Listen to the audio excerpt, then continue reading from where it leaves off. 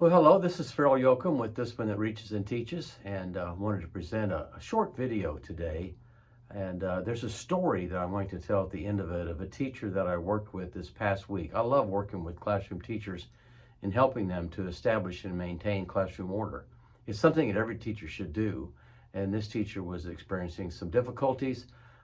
Difficulties that are common with first-year teachers that don't get the training that they need to, and how to work with classroom order and how to get students to behave the way that they're supposed to, how to meet the teacher's expectations, how to obey the teacher. There's nothing wrong with obedience. I know that word sometimes is disdained when it comes to teaching, but your students should be obeying you. You are the leader of the classroom. You are the adult, and you should be in charge.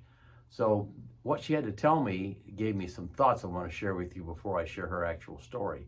And that is that I often find that teachers, especially first-year teachers, are fearful of their students. They are afraid that their students are going to hate them for making them toe the line, for making them do what they're supposed to do. Yeah, they may give them their rules or maybe post them on the wall and say, here they are, obey them. But when they don't, then teachers don't follow through with it because of that fear.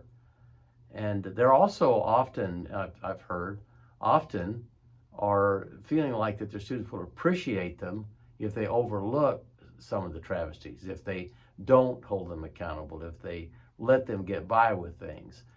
Trying to hold them accountable sometimes takes a little bit of time, it takes energy, and there's a fear of a confrontation that may happen. And we can talk about how to handle those things if they occur, but if you don't work to prevent misbehaviors, I assure you that your classroom will descend into chaos. There will not be order in your classroom. And students who start off the year obeying and adhering to your expectations will soon stop and join those who aren't doing that because they lost respect from you. And as we've taught before, you cannot learn from someone you don't respect. And I've often talked with teachers in training that have come up to me afterwards and say, you know what, I'm one of those teachers that yelled at kids or begged with kids or pleaded with them or made deals with them or whatever they did that was ineffective. And I've heard what you've said, and I'm going to take your recommendations and I'm going to turn things around. And many do, but I also find many don't.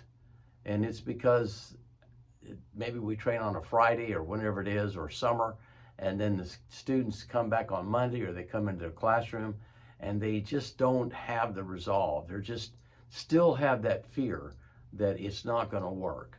And they don't trust themselves. They don't trust what we've told them works and has worked repeatedly. And we've proven that it works. And research shows that it works. But yet they are reluctant to do that.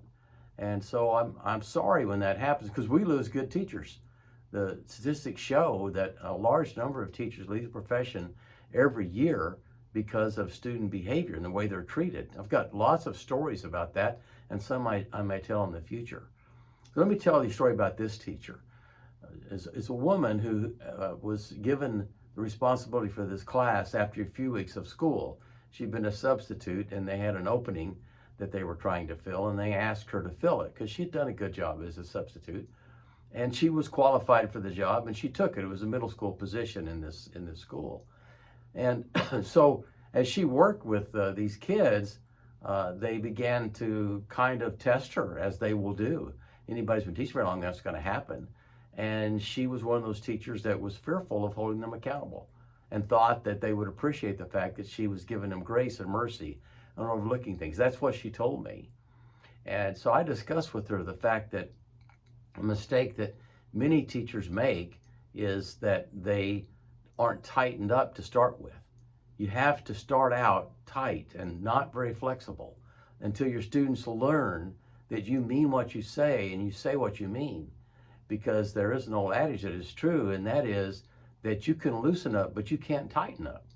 If you start off tight, then later on, as you've got your students working with you and they understand you and they respect you, that you can back off of things a little bit from time to time and not be quite so rigid. Start off though, you just got to be tough. You just got to be rigid. They had an old saying when I was teaching, it said, "Don't smile until Christmas." I don't believe that. I think you should smile all the time. But the point is that they're trying to help you to know you've got to be stern until the kids learn. And there is some truth to that. So I'm going to, in the next video, I'm going to outline some specific steps that you can take to restart. If you're one of those teachers that didn't start off tight and was too loose, and now you have a classroom that is out of control, listen to my next video and stay tuned for it. And I'll give you some specific things you can do to get back in control of your classroom. Until then, this is Phil Yoakum with Discipline That Reaches and Teaches. Have a great day.